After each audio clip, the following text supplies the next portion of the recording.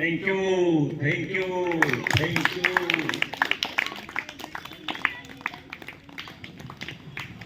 ताली नहीं बजी ढंग से। Thank you, thank you, thank you, thank you. बोलते रहो, बहुत ताकत है, आदत पड़ जाएगी। और किसी की थैंक बोलोगे और बोलोगे। एक गिलास किसी ने पानी दिया, आपने बोला थैंक यू, वो दूसरे गिलास के लिए भी हाथ ये, तो आप कहेंगे कि नहीं अपनी जरूरत है, लेकिन वो एक हाथ और एक गिलास और आपको पकड़ाएगा, क्योंकि आपने जब थैंक यू बोला तो उसे अच्छा लगा, है ना। और अगर आप थैंक यू नहीं बोलते और पानी पी करके एक गिलास पकड़ा देते या कहीं रख देते, तो शायद दूसरे गिलास के लिए वो नहीं पूछती या नहीं पूछता। बात समझ में आई? तो इसमें बड़ी ताकत होती है। इसीलिए बताया जाता है कि सुबह सुबह उठिए तो कम से कम 3 बार अपने डायरी पर इस यूनिवर्स को धन्यवाद बोलिए। Thank you the universe, thank you the universe. कितने शब्द हैं? कितने शब्द हैं? आप बोलो इसमें से जो अब महीने भर की समर वेकेशन हो गई थी, कोई ऐसा है जो इस प्रैक्टिस को अपना जारी रखा था? इतने लोगों में जितने भी हो उसमें से बताओ कितने लोग हैं जो जारी रखे थे अपनी प्रैक्टिस को? जरा हाथ उठाओ जो इसको जारी रखा था। अब पता चला कि आप रह गए। आप भिलाई से काम करते हैं तो आप रह गए, तो ये बातें हैं। और देखो आप पाठ लिखा है, धन्यवाद है जिसने लिखा है इसको, जो भी लिखा है राइटिंग भी बढ़िया है। और किसने लिखा है ये? मीनाक्षी लिखी। तो मीनाक्षी को लॉट ऑफ थैंक्स, बहुत बहुत धन्यवाद है। 2000 ताली बजाइए। बढ़िया चीज लिखा है, और करके कोई लिखा करिए, जिसका टर्न हो जाना उसको स्क्रीन रहना चाहिए। और ये हैबिट जब पड़ जाएगी तो ये हैबिट आपके लिए बड़ा काम की है। हैबिट ही सब कुछ है। हैबिट ही आपको ले जाती है जहाँ जाना चाहते हो। आप जहाँ जाना चाहते हो वहाँ नहीं पहुँच पाते हो, जहाँ आपकी आदत ले जाती है वहाँ पहुँचते हो। तो सबसे बढ़िया होता है सबसे पहले हम अच्छी आदत को डालें। तो अच्छी आदत जब डालेंगे तभी आप अच्छी जगह पहुँचेंगे। और खराब आदत को डालेंगे, अब जिनका मन करे वो नोट कर ले अपनी डायरी पर, ज्ञान बांटने से घटता नहीं बल्कि बढ़ता है।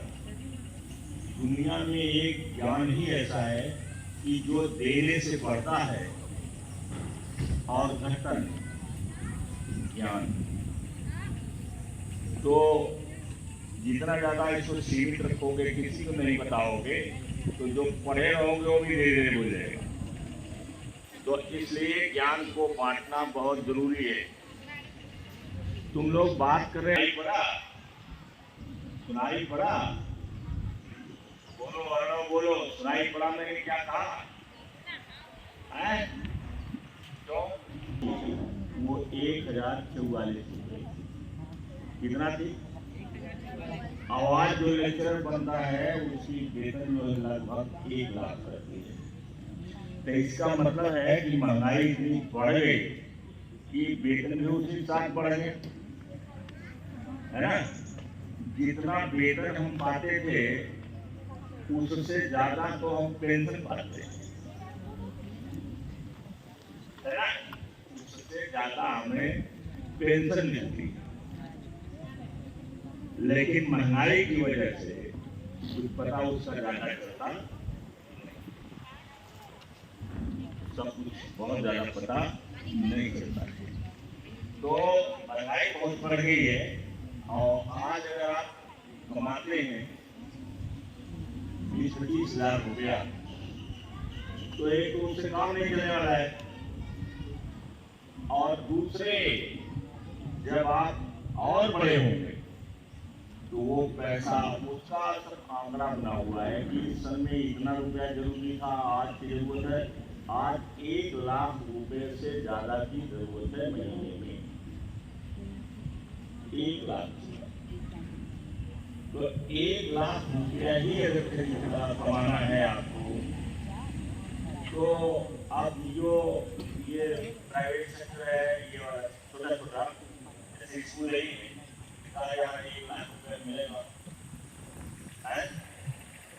मिल पाएगा क्या? गार्जियन सपोर्ट कर पाएंगे इतना फीस की वो लोगों को बहुत ज्यादा वेतन दिया जा सके? हो पाएगा? नहीं हो पाएगा ना। तो थोड़े में काम चलाना रहेगा, थोड़े में काम चलाना आपको ढंग से नहीं कर पाएंगे, ढंग से नहीं कर पाएंगे। 60-65 साल के बाद, 60 साल के बाद हर व्यक्ति को संतुलित भोजन चाहिए, बॉडी का टेस्ट चाहिए। कहीं शुगर किसी को हो जा रहा है, कहीं कुछ हो रहा है, कहीं गठिया हो जा रही है।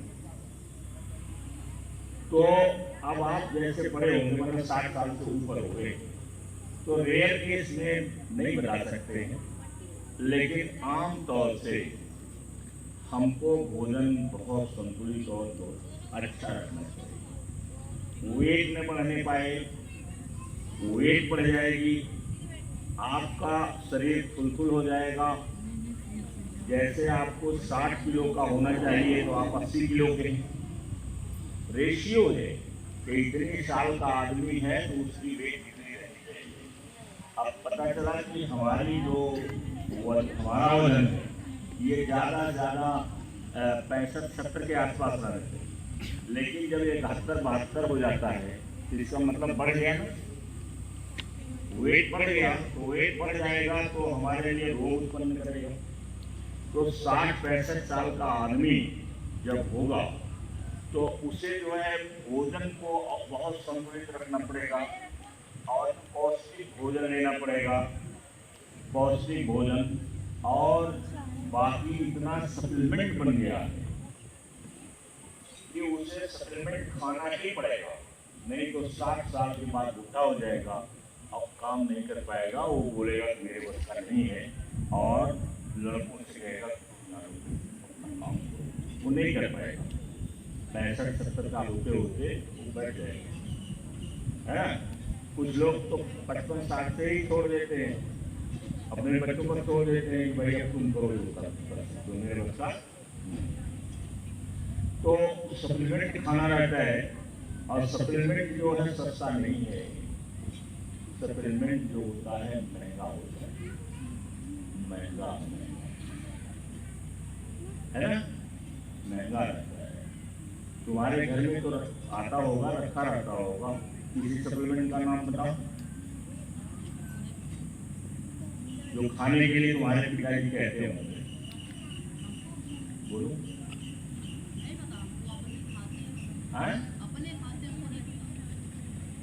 क्या पैसे नहीं रहेंगे तो कैसे खाओ?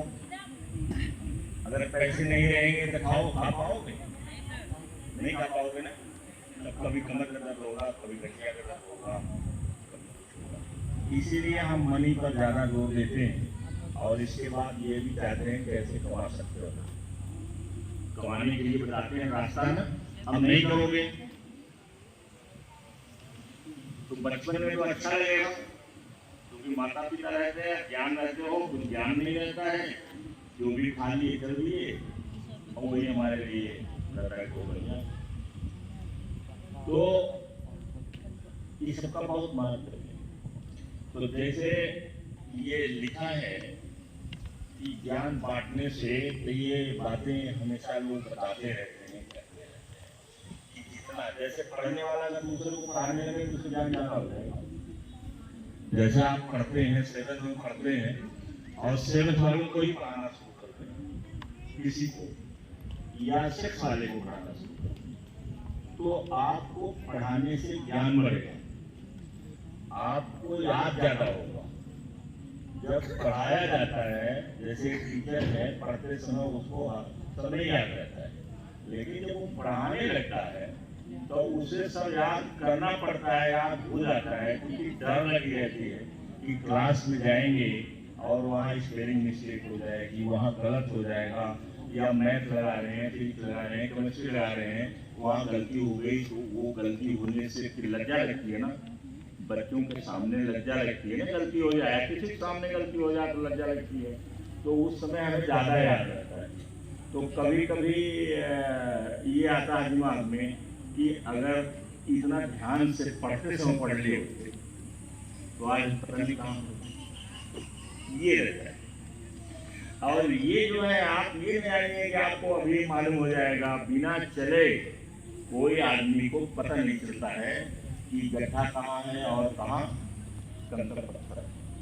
जब चलोगे तभी तो पता चलेगा, और अगर यहीं खड़े रहो तो तुम्हें क्या मालूम है कहाँ कंकड़ है, कहाँ पत्थर है, कहाँ पैर आपका लग जाएगा, खून बहने लगेगा, बिना चले तो होगा नहीं, तो चलना पड़ता है। और जो लोग ये सोचते हैं कि चलो, अभी एक लड़का जो है कल उसके दादाजी बता रहे थे, मैंने ग्रैंड फादर बता रहे थे कि कह रहा था कि आज तो दादाजी माफ कर देना, कल वो है मान हमारे हैं, अब मैं परसों से जाऊंगा।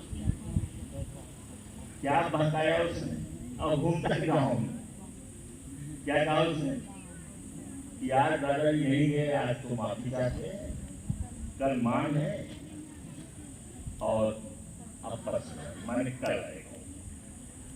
तो 2 दिन तो सफाया हुआ उसका, हो गया सफाया। अब क्या कर रहा होगा, गांव में घूम रहा होगा।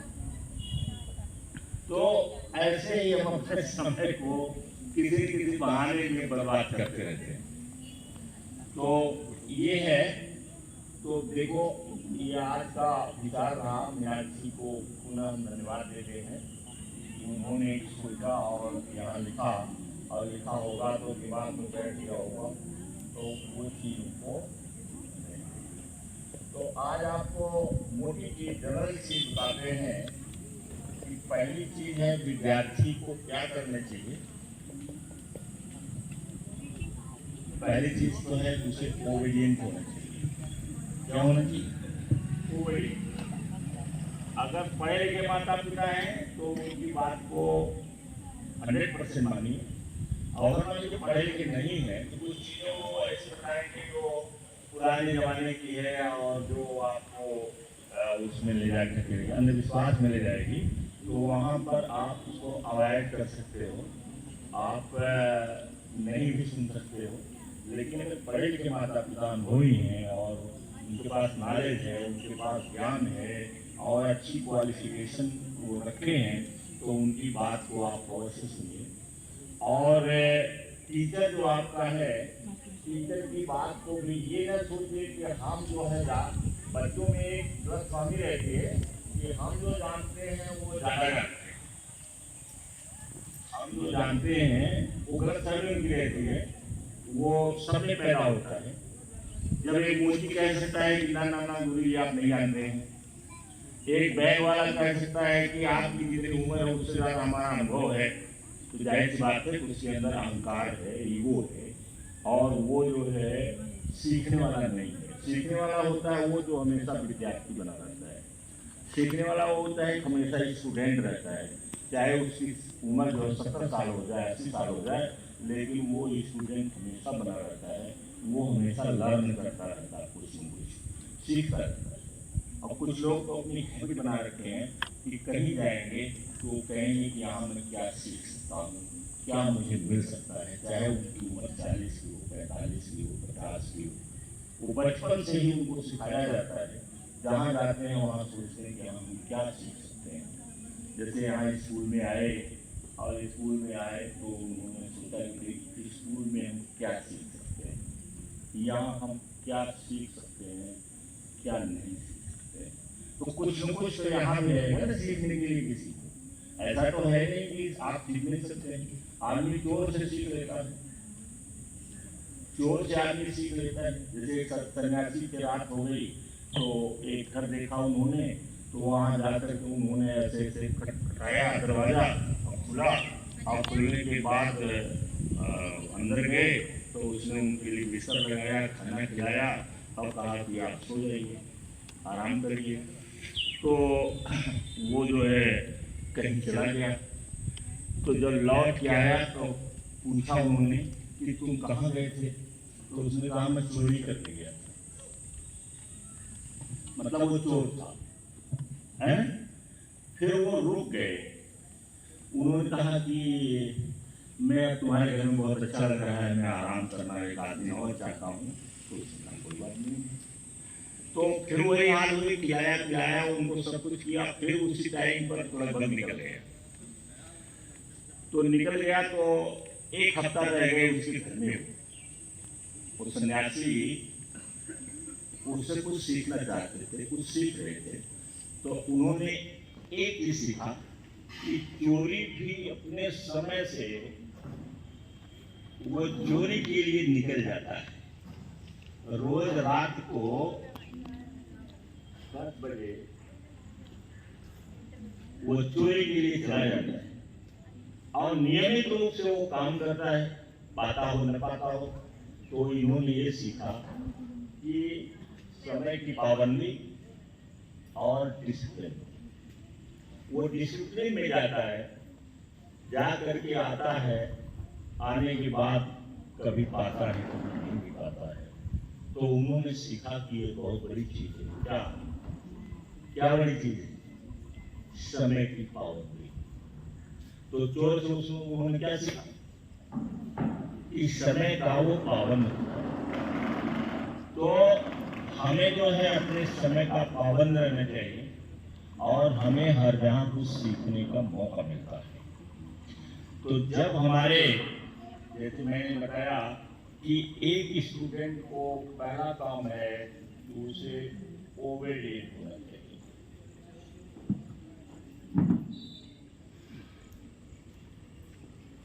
ओबेडिएंट, आज्ञाकारी होना चाहिए।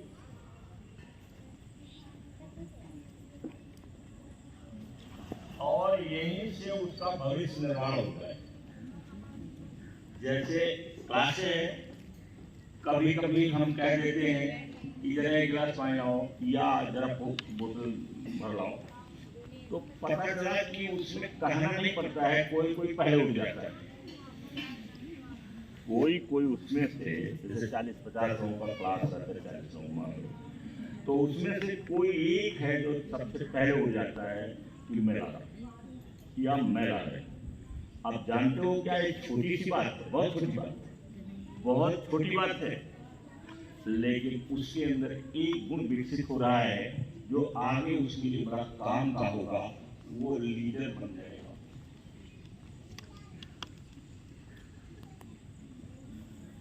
वो लीडर की क्वालिटी रखता है। और इस दुनिया में आदमी कोई भी हो, उसको लोग पूछते हैं जो तत्पर होकर काम करता है। जो काम नहीं करता है उसको अवॉइड करके दूसरे को कर दिया जाता है, दूसरे को कहा जाता है, क्योंकि उसको वो सिखाने वाले को मालूम हो गया कि ये नहीं सीख पाएगा। तो जब नहीं सीख पाएगा तो वो ऐसे बच्चों पर ध्यान देता है, ऐसे लोगों पर ध्यान देता है जिनके अंदर एक गुण होता है सीखने का। तो उसको आगे निकालेंगे, आगे निकालते निकालते निकालते निकालते वो एक उसकी हैबिट पड़ जाएगी, आगे रहने की, आगे काम करने की हैबिट पड़ जाएगी। एक छोटी सी चीज आपको कहां से कहां पहुंचा देगी। जैसे माता पिता 4-5 बच्चे हैं, किसी घर में 3 बच्चे, 4 बच्चे, 5 बच्चे हैं। अगर कोई उसमें से लड़की या लड़का दौड़ के काम करता है तो लोग उसी को कहते हैं, घर में भी, क्योंकि दूसरे को कहेंगे तो आधा तो वो करेगा, जिसको कहते हैं कि मेलेगा। अब मेलेगा और पता चला कि वो ढंग से काम नहीं करेगा। जब वो करना ही नहीं चाहता है तो ढंग से काम नहीं करेगा, आधा काम करेगा, आधा उसका भूल जाएगा, ढंग से नहीं करेगा। तो घर वाले भी उसको ज्यादा प्रेशर देते हैं, उसको ज्यादा मानते हैं कि जो आज्ञाकारी होता है, चाहे लड़की हो या लड़का। जैसे लाडो है, बड़ा काम करती है। अब इनकी मम्मी जो है लाडो को कहती हैं कि लाडो हमारी जो है बर्तन धो देती है, ये कर देती है, वो कर लेती है। अब जो उसमें नहीं करता है, इतने तीन भाई बहन है, अगर उसमें से जो पीछे रहता होगा तो उसको नहीं कहेंगे, वो कहेंगे कि चुलबुली है, ये तो हर काम में बहाना मारती है। तो अब इनके लिए क्या हो गया, ये बहानेबाज हो। और लाडो क्या हो गई, लाडो हो गई कि लाडो हमारे बहुत काम करती है, कहती है मुझसे कि लाडो बहुत काम करती है और बर्तन भी धो देगी, तो ये कर देगी, तो चाय बना देगी, ये। हालांकि ये नहीं है कि ये चुलबुली में बहुत काम करती है, ऐसा नहीं है, ये भी अपने में सब जो होता है करती रहती है। तो मैं घर की बात कर रहा हूँ, वही संस्था की बात है, वही क्लास की बात है, और ये छोटा सा काम आपको धीरे धीरे आगे बढ़ा देगा। और जो बहाना मारता है वो बहाने वाले को लोग जान जाते हैं। यहाँ तो सभी लोग सबको जान जाते हैं, कोई ऐसा आदमी नहीं है जो दूसरे के बारे में जानने लेता है। जब ईमानदारी से काम करेंगे, ओबीडिएंट रहेंगे, तो आप जो है सीखेंगे ज्यादा। और आपके अंदर ये भावना रहेगी कि हम ज्यादा जानते हैं, हम तो अपने दादाजी से भी ज्यादा जानते हैं। अपने पिताजी को वो समझता है कि हमारे लड़के हैं, ये पिताजी से भी ज्यादा जानता है। तो पता चला कि वो ऐसी में रह जाएगा और जिंदगी में कुछ खास करने के लिए कुछ खास बनना पड़ता है, कुछ खास करने के लिए कुछ खास बनना पड़ता है? कुछ खास बनने के लिए, अब इसको डायरेक्ट नोट कर लो, कुछ खास बनने के लिए आपको कुछ खास करना पड़ता है, कुछ स्पेशल करना पड़ता है। अगर स्पेशल नहीं करोगे तो आप स्पेशल बन ही नहीं पाओगे, क्योंकि बनने के लिए तो कोई भी बन सकता है। भाई मेरी तरह से लोग हैं, जैसे स्नेह देसाई को मैं ज्यादा सुनना पड़ता हूँ, क्योंकि वो तुम लोगों के लिए भी रहता है, हमारे लिए भी रहता है। स्नेह देसाई क्या किस चीज की कोचिंग करता है? वो बिजनेस कोच है। स्नेह देसाई बिजनेस कोच। कौन सा कोच है? ये बिजनेस कोच है। और अवस्था कितनी है?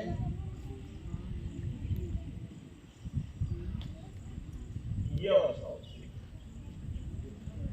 हजारों लोगों को देखते हो इस चीज में।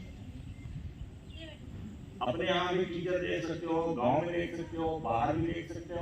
बहुत सारे लोग होंगे जो 34, 35 किलो 40 होंगे, लेकिन क्या वो स्नेह देसाई की तरह से है? और मैं तो लोग हूँ, क्योंकि मेरा लेट शुरुआत हुई है। एक तो सिटी का रहने वाला है, अहमदाबाद का रहने वाला है, हम लोग एक गांव के रहने वाले हैं जहाँ जानकारी कुछ नहीं रहती है। तो 34 का है ये।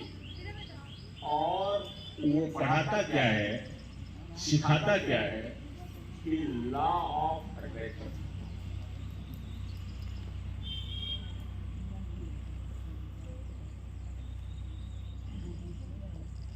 Attraction and manifestation.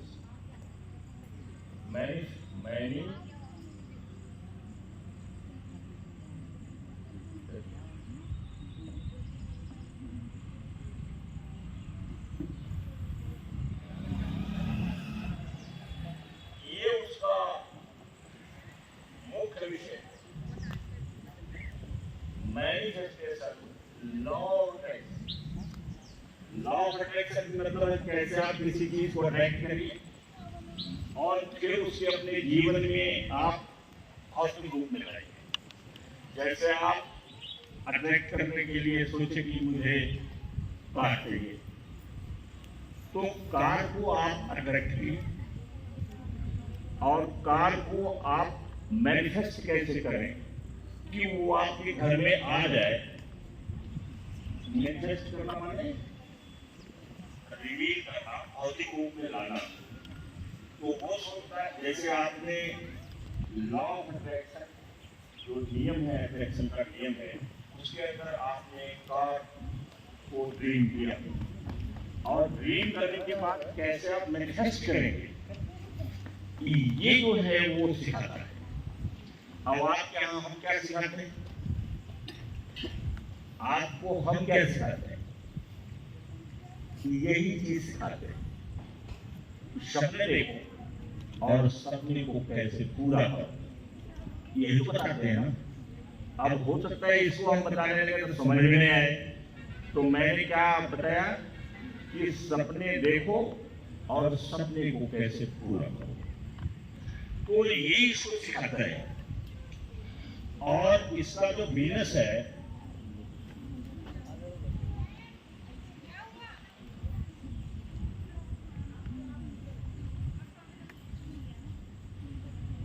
दो 2023 हो सकता बढ़ गया, 100 करोड़ का बिजनेस है और 11 कंपनियां वो चलाता है।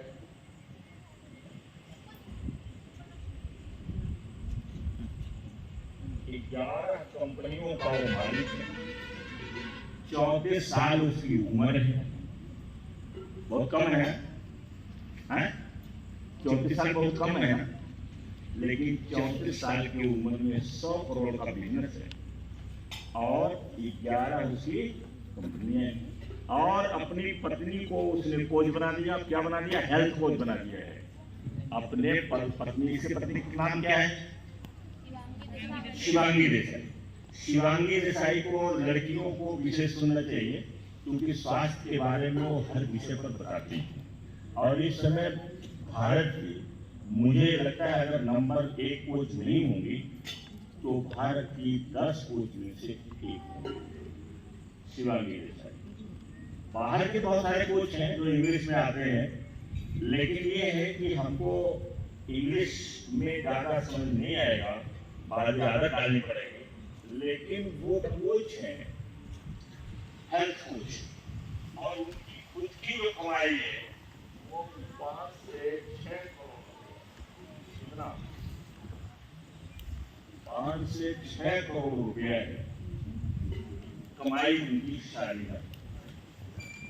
साल में उनकी जो कमाई है, अब तारीफ की बात है कि ये लोग पैसे के लिए काम नहीं करते हैं, ये सब मना करते हैं कि जो पैसे के लिए काम करता है वो अधिक कामयाब नहीं होता है। जो आदमी अपने पैशन के लिए काम करता है, जैसे मुझे पढ़ना और पढ़ाना और स्कूल मेरा पैशन है, मुझे इसकी शौक है, एक मैंने अपना पैशन डेवलप कर लिया है इससे। मुझसे कोई मतलब नहीं है कि आप डिग्री कॉलेज खोल करके और नंबर 2 से आप करोड़ों रुपया कमा रहे हैं, हमें कोई मतलब नहीं है। हमारा पैशन क्या है?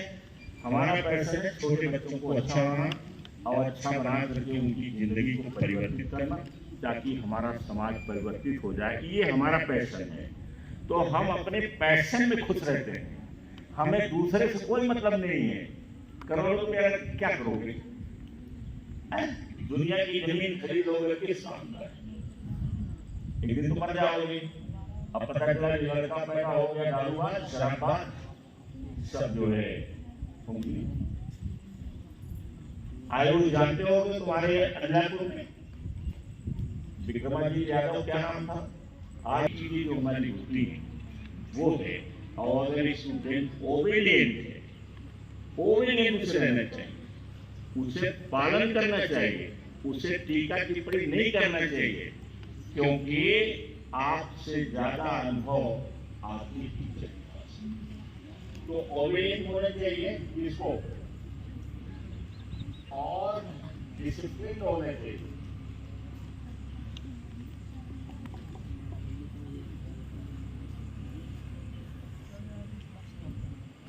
क्योंकि आप डिसिप्लिन रहेंगे तो ओबेडिएंट होगी, क्या करोगे? अगर डिसिप्लिन नहीं रहोगे तो आप मान तो लोगे लेकिन काम नहीं करोगे। जब काम नहीं करोगे तो वो मानना किस काम का है? हम कहते हैं इतनी पेज लिख ले आओ, आपने कहा कि आज इतना दे दिए, क्या करेंगे ना लिख करके? बहुत है। हमने क्यों कहा कि जब आप कई पेज लिखोगे तो आपकी याद हो जाएगी। जैसे मेरी के लिए मैंने कहा था कि का सबका चार्ट बना लिया, सभी का, एक्टिव का, पैसिव का, कहा था ना। वो इसलिए कहा था कि आपको एकदम याद होना चाहिए कि हमारे यहाँ कौन सा टेंस प्रयोग करना है या किस टेंस में लिखा गया। तो जब बार बार करोगे, बार बार करोगे, बार बार लिखोगे, बार बार लिखोगे, बार बार करोगे, बार बार बोलोगे, तो तुम्हें याद हो जाएगा। तुम घर से जो है क्वेश्चन करना है तो घर से क्वेश्चन कर ले जाओगे, नहीं तो तुम्हें सोचना पड़ेगा कि ये बात सही बोल रहा हूँ नहीं बोल रहा हूँ। और जब डाउट हो जाएगा तो आप बोलेंगे, और जब चुप हो जाएंगे तो आपकी पहचान नहीं। तो विद्यार्थी को चाहिए कि वो ओबीडिएंट हो और डिसिप्लिन हो। डिसिप्लिन कपड़े की, डिसिप्लिन बोलने की, डिसिप्लिन पढ़ने की, डिसिप्लिन में रहने की, ये सब डिसिप्लिन है। स्कूल आना है, अपना जूता मोजा कपड़े पैंट शर्ट जो भी है वो झुमका रहना चाहिए। जब चलिए तो लगे कि राजकुमार कोई चल रहा है, ऐसे जैसे कोई राजकुमार। तो जब राजकुमार की तरह से चलना सीखोगे तो फिर धीरे धीरे क्या बनाओगे, राजकुमार। और धीरे ढाले रहोगे, ऐसे छिपते रहोगे, इसे तो ऐसे आदत पड़ जाएगी, ऐसे सिकुड़े रहोगे। तो इसलिए ये जरूरी है। अब यहाँ पर क्योंकि टाइम ज़्यादा हो गया है और मुझे लगता है ज़्यादा कितना और अपना अपना टाइम टेबल नोट कर लो।